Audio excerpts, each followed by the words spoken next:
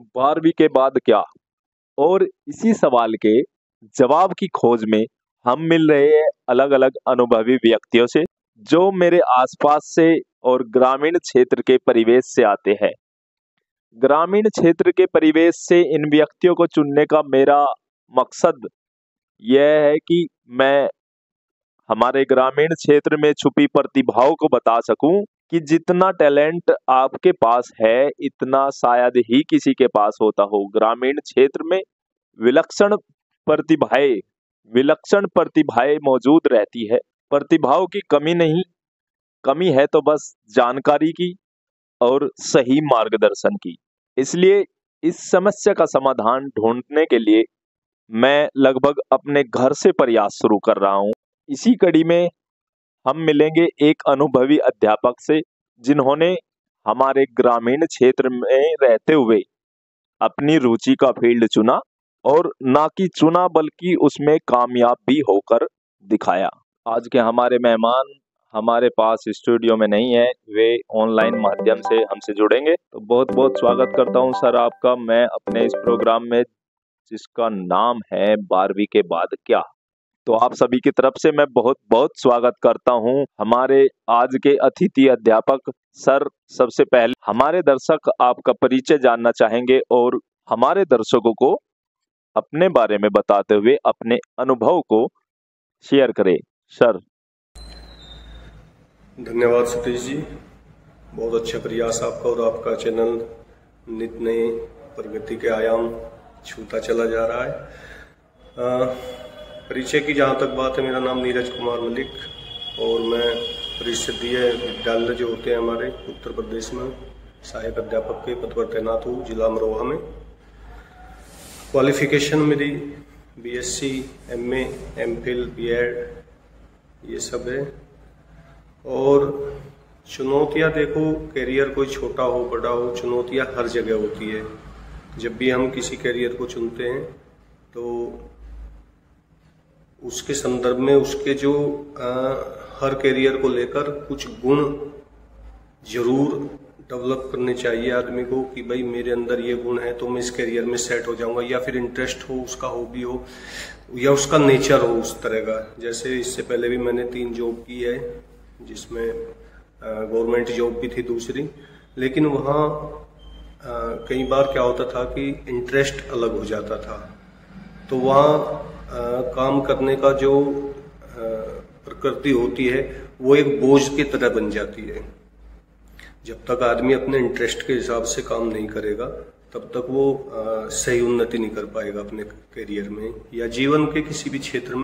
अगला सवाल है कि बच्चा या उसके माता पिता, अभिभावक कैसे बच्चे की प्रतिभा को पहचाने तथा एक सही फील्ड चुनने में उसकी मदद करे और उसको प्रोत्साहित करे उस रास्ते पर जाने के लिए जो उसके लिए खास तौर से बना है।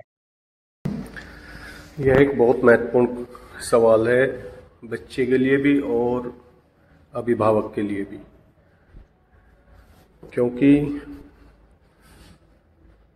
ये आज का सबसे बड़ा कन्फ्यूजन है। बच्चे भी कन्फ्यूज है, कभी कभी गार्जियन भी कन्फ्यूज होता है कि जाना इधर था चले इधर गए, या मन इस तरफ जाने का कर रहा है और प्रयास इस तरफ जाने के हो रहे हैं। तो इसके पैरामीटर मेरे हिसाब से 2 ये हो सकते हैं कि एक तो हमारा पूर्व कक्षा हो, जैसे आपने बात की इंटर के बाद, तो हाई स्कूल और इंटर ये 2 क्लास थोड़ी सी स्टैंडर्ड क्लास कही जा सकती है। बोर्ड एग्जाम होते हैं इसमें हमारे और बच्चा अपने आप को परख भी लेता है। तो इन दोनों क्लास की जो परफॉर्मेंस है उसकी सब्जेक्ट वाइज, वहाँ से हमको थोड़ा आइडिया लग सकता है कि भाई बच्चे का इंटरेस्ट कहाँ पर है, लैंग्वेज में है, इम्यूनिटी में है, साइंस में है या फिर कॉमर्स वगैरह में है। और 12th तक आते आते बच्चे को थोड़ा ये भी नॉलेज हो जाती है अपनी कि भाई वो किस फील्ड में उसका इंटरेस्ट है। देखो, इंटरेस्ट सबसे बड़ी चीज़ है। और हमारे यहाँ एक मूवी भी बनी है, बहुत सफल मूवी थी अपने ज़माने की, 3 इडियट्स। उसका जो लब्बलवाब था पूरी मूवी का वो यही था कि बच्चे को उसी फील्ड में जाना चाहिए जहाँ उसका इंटरेस्ट हो। बिना इंटरेस्ट के जाएगा तो क्या होगा, पढ़ाई हो या आगे जो भी उसको मतलब नॉलेज अचीव करनी है, वो सब उसको एक बोझ लगने लगेगा। अगर हाँ उसका इंटरेस्ट है उस फील्ड में, फिर वो उसमें और अच्छा करेगा, बेहतर करेगा और उसको बोझ नहीं लगेगा वो कभी। तो इन सब बातों को देखते हुए सबसे पहला जो महत्वपूर्ण चीज़ है वो उसका बच्चे का इंटरेस्ट प्लस उसकी पूर्व कक्षाओं की परफॉर्मेंस, इन दो चीज़ों से हम आइडिया लगा सकते हैं कि बच्चा किस फील्ड के लिए बना है। जहाँ तक बात 12वीं के बाद क्या, तो इसके लिए आजकल पिछले कुछ सालों से जो शुरू किया NTA, national testing agency India की, यूपीएससी ओरिएंटेड, और वो टेस्ट लेती है सीयूईटी के नाम से। तो वो अंडर ग्रेजुएट कोर्स के लिए उसके थ्रू हम सेंट्रल यूनिवर्सिटीज़ है जो अच्छी अच्छी इंडिया की, जैसे DU, JNU, AMU, BHU, उनमें एडमिशन लेने का मौका मिलता है हमें। उसकी अच्छे से तैयारी करें। स्ट्रीम कोई भी हो, ह्यूमैनिटीज है उसमें भी ऑप्शन बहुत सारे हैं, ऐसी कोई बात नहीं है कि भाई साइंस में या इंजीनियरिंग या मेडिकल्स को छोड़कर कोई चांस नहीं है। एडमिनिस्ट्रेशन में बहुत सारे ह्यूमैनिटी के स्टूडेंट जाते हैं, टीचिंग लाइन्स बहुत सारी है, और कॉमर्स में भी बहुत सारे ऑप्शन हैं। CS है, CA है, बैंकिंग सेक्टर है, बहुत बड़ा सेक्टर है, BBA MBA वगैरह है, तो कॉमर्स के साथ भी जा सकते हैं। बात ये है कि हम अपने इंटरेस्ट और अपनी जो परफॉर्मेंस है पिछली क्लासों के, उनके बेस पर CUET दे और अपनी सीट पक्की करे अच्छी यूनिवर्सिटी में अंडर ग्रेजुएट कोर्स के लिए। और जो भी हमारी स्ट्रीम है, जो भी सब्जेक्ट है, उसको अच्छे से पढ़े।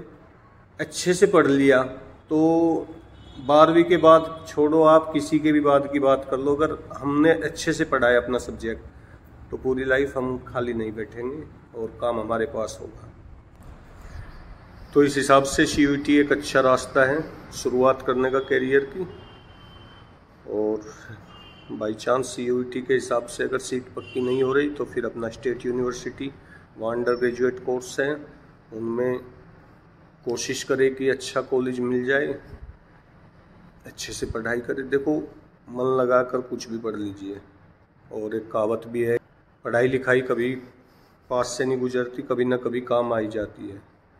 तो मन लगा कर, बात सारी फोकस की है, कंसंट्रेशन की है। जितना अच्छे से हम पढ़ेंगे, सब्जेक्ट कोई भी हो, मास्टरी अगर उसमें लेनी है हमको, मास्टरी से मतलब मेरा कि भाई जो सब्जेक्ट हम पढ़ रहे, भले ड्राइंग पढ़ रहे हैं हम, लेकिन उसका हमें ज्ञान होना चाहिए। फिर चलता हुआ वाली पढ़ाई नहीं होनी चाहिए। तो 12वीं के बाद कुछ भी हम अपना सब्जेक्ट चूज करें, कोशिश ये करें कि फोकस करके उसको पढ़ें, उसके बारे में ज्ञान अर्जित करें। फिर रास्ते बहुत हैं, विकल्प की कमी किसी भी स्ट्रीम में नहीं है। इसमें एक और महत्वपूर्ण बात ज़्यादा ये भी है, आपके माध्यम से जहाँ तक भी आपकी ये बात जा रही है, मेरी अपील भी है, प्रार्थना भी है अभिभावकों के से, कि बच्चे के साथ कभी मतलब उस पर अपनी इच्छाएं मत थोपे।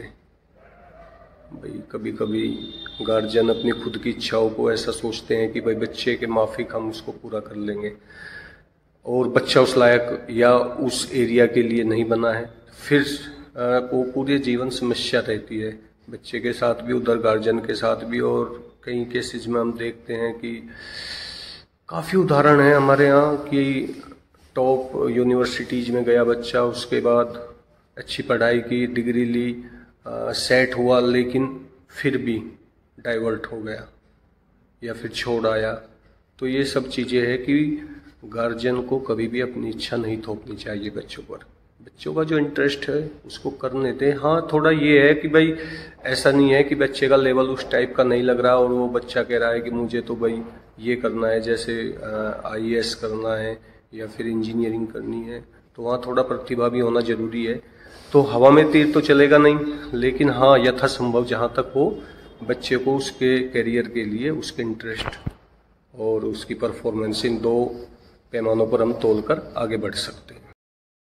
नीरज सर, मेरा आपसे तीसरा और आखिरी सवाल ये है कि आपके फील्ड में आने के लिए एक विद्यार्थियों को अपने अंदर किन गुणों को विकसित करना चाहिए? तीसरा सवाल जो आपने पूछा कि अपने फील्ड के बारे में बताना है मुझे, और उसमें आने के लिए क्या क्या चीज़ें ज़रूरी होनी चाहिए। तो ये बहुत इंटरेस्टिंग क्वेश्चन होने वाला है। तो सबसे पहली बात मेरे हिसाब से अध्यापन कार्य में आने के लिए कुछ गुणों का होना बहुत ज़रूरी है। यदि आपके अंदर वे गुण नहीं है तो यहाँ आकर आपका टाइम ही वेस्ट होगा। फिर जैसे पहला जो मैं बात इसमें करूँ वो है डिसिप्लिन की। हम बच्चों को तब तक डिसिप्लिन नहीं कर पाएंगे जब तक खुद डिसिप्लिन नहीं रहेंगे।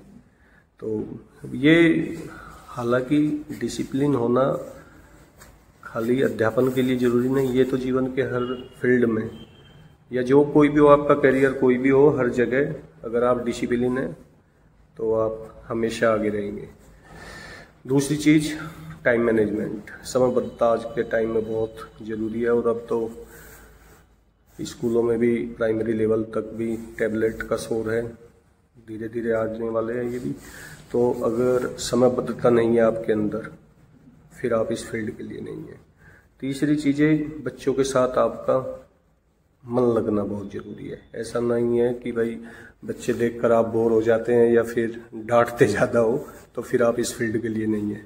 चौथी चीज़, वो किसी भी लेवल का टीचर हो, चाहे वो प्राइमरी का हो या मेरी जहाँ तक मैं समझता हूँ वो किसी भी लेवल का टीचर हो, अगर वो उस टाइम के साथ खुद को अपडेट नहीं रखता, नई जानकारी नहीं जुटाता, नया ज्ञानार्जन नहीं करता, हमेशा सीखने की प्रवृत्ति नहीं है उसके अंदर, तब भी टीचर का फील्ड उसके लिए नहीं है।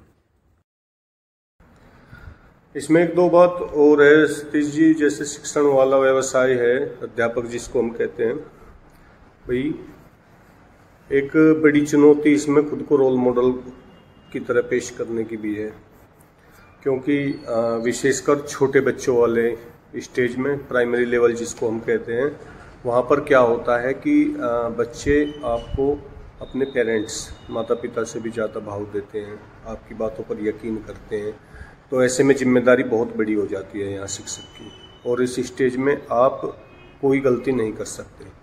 बच्चों का एक नेचर होता है, हमारा भी रहा है और मुझे लगता है आप सभी के साथ हुआ होगा कि हम अपने पहले शिक्षक, भाई वैसे तो माता जी को पहला शिक्षक कहा जाता है, लेकिन जो स्कूलिंग का हमारा पहला टीचर होता है उसको बहुत मुश्किल भूल पाते हैं पूरी उम्र।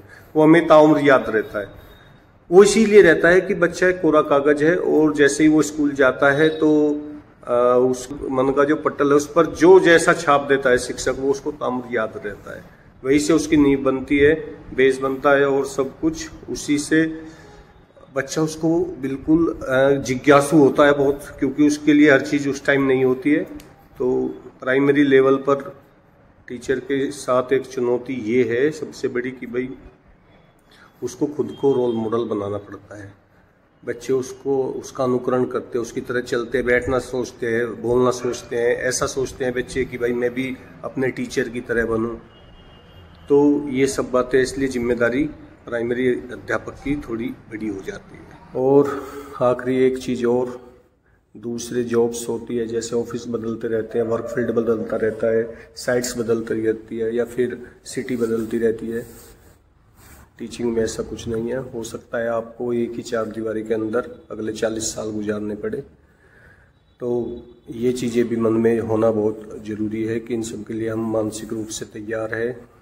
ऐसा तो नहीं कि भाई हम 1-2 साल एक जगह जाते जाते बोर हो जाए या फिर हमें कुछ नया उस तरह से कि भाई डेली वही दीवारें, वही बच्चे, उसी तरह की चीज़ें। तो यहाँ पूरा जीवन आपका इसी तरह कटने वाला है। तो अगर आपके अंदर इन सब चीज़ों को लेकर सकारात्मकता है तो आप अध्यापक के लिए ही बने हुए हैं। बहुत बहुत धन्यवाद सर का कीमती समय से समय निकालकर हमारे बच्चों को, उनके अभिभावकों को थोड़ा अपने अनुभव से मार्गदर्शन देने का जो प्रयास किया है, मैं उम्मीद करता हूं कि ये बच्चों के बहुत काम आएगा। तो आप बने रहे हमारे साथ